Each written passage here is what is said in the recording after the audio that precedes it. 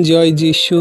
প্রভুর বাক্য বলে যাকব 2:15-16 পদ, কোনো ভ্রাতা কিংবা ভগ্নী বস্ত্রহীন ও দৈনিক খাদ্যবিহীন হইলে যদি তাহাদের মধ্যে কোনো ব্যক্তি তাহাদিগকে বলে, কুশলে যাও, উষ্ণ ও তৃপ্ত হও, কিন্তু তোমার তাহাদিগকে শরীরের প্রয়োজনীয় বস্ত্র না দেও, তবে তাহাতে কি ফল দর্শিবে?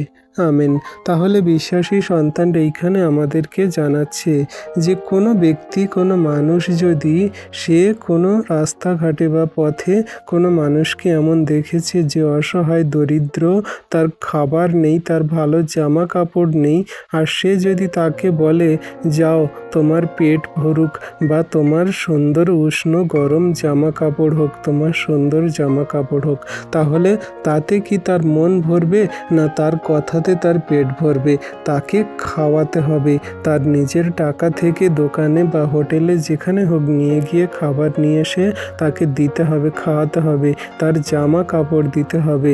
দিলে তারপরে তার মন তৃপ্ত হবে বা সে খুশি হবে। তেমন আমরা যদি না কার্য করি, আমরা যদি না পরিশ্রম করি, আমরা যদি না জীবনের খারাপ কঠিন পরিস্থিতি সকল যা আমাদের জীবনে আসছে আমরা উপভোগ করি, ঈশ্বর প্রভু এতে খুশি হবেন না।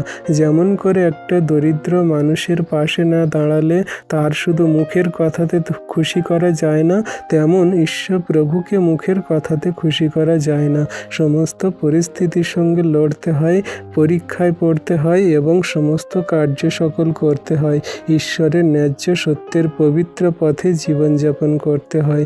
গরিব দুস্থ মানুষদের পাশে দাঁড়াতে হয়, অসহায় মানুষদেরকে সেবা দিতে হয়।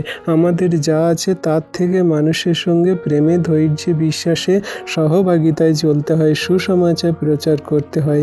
জীবনের অনেক কিছু বিষয় আছে খ্রিস্ট যিশুতে যা আমাদের করতে হয়।